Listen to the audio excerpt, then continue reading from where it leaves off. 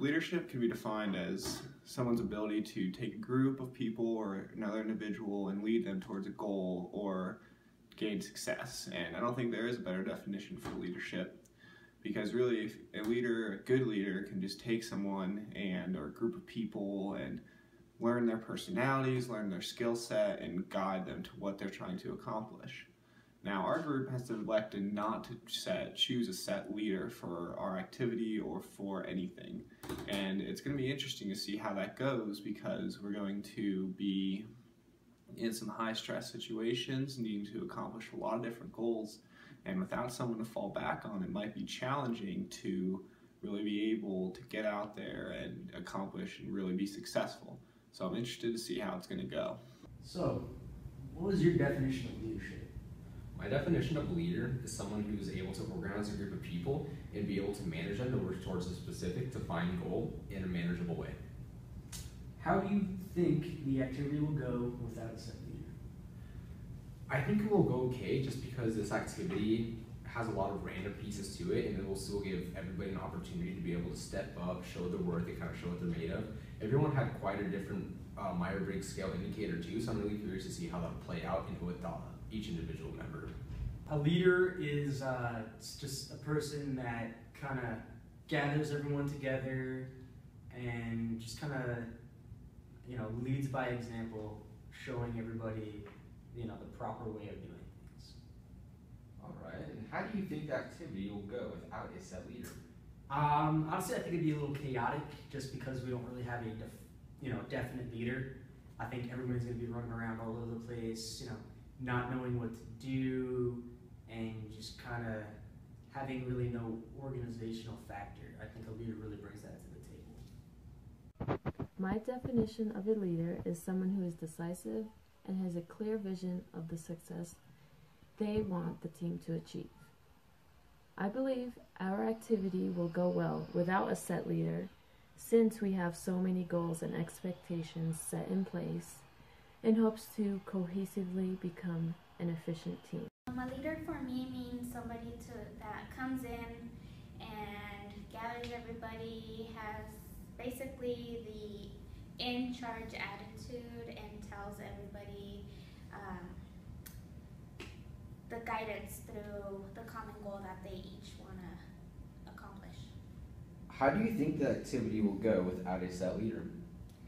I think we will run into obstacles and not really have a sense of direction, but I think the Myers-Briggs and the Big Five personality tests that we took, the results from that, I believe, will come into place, and with what we scored high in will help us get through and navigate with each of our objectives in our event.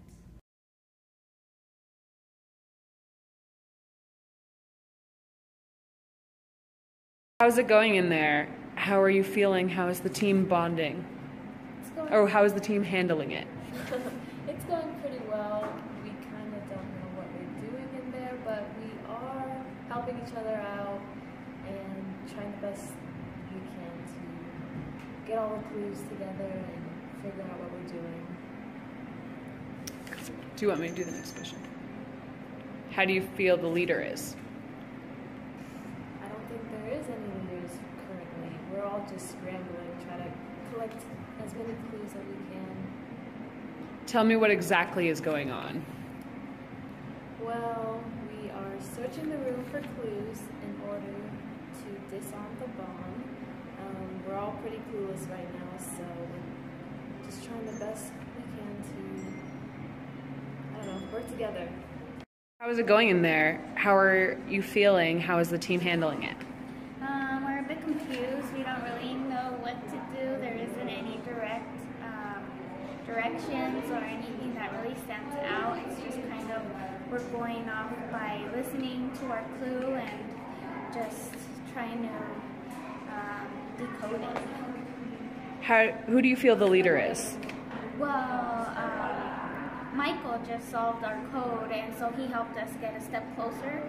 So for right now, I think it's to decode it, I think each one has our own, let's say, personal things that we could do and our own thoughts that we go off of. So I don't think there's one in specific, just we're all working together. Tell me what exactly is going on. Well, we were trying to figure out, we have a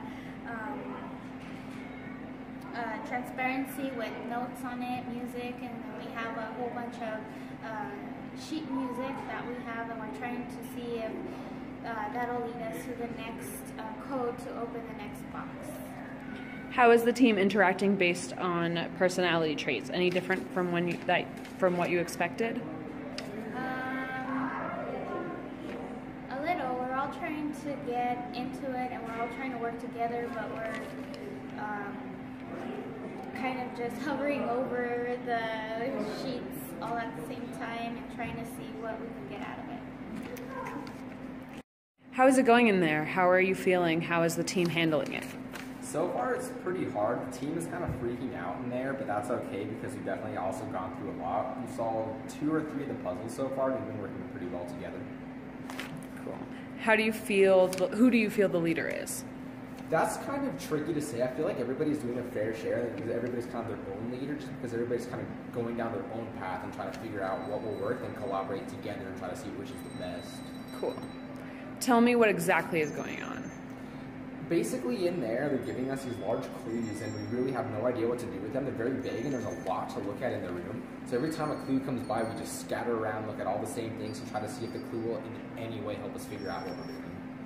How is the team interacting based on personality traits? Any different from what you expected? So far, it's what's kind of expected. The people that have the extroverted trait seem to be more active, talking to others, figuring out. The introverts are kind of being a little more quiet, trying to figure it out themselves. But overall, the communication is going pretty well in there. Cool.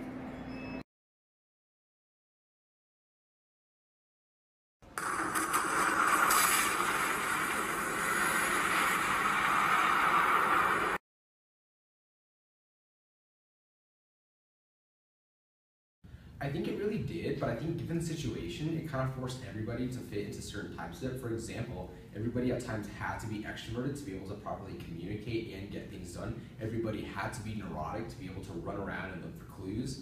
And everyone had to be open to experience just because there was so much change in the event. Personality tests didn't play a role at our event. Those who were more introverted found clues on their own and brought them to the team for our input, while those who were more extroverted solved the clues outright. I don't believe so.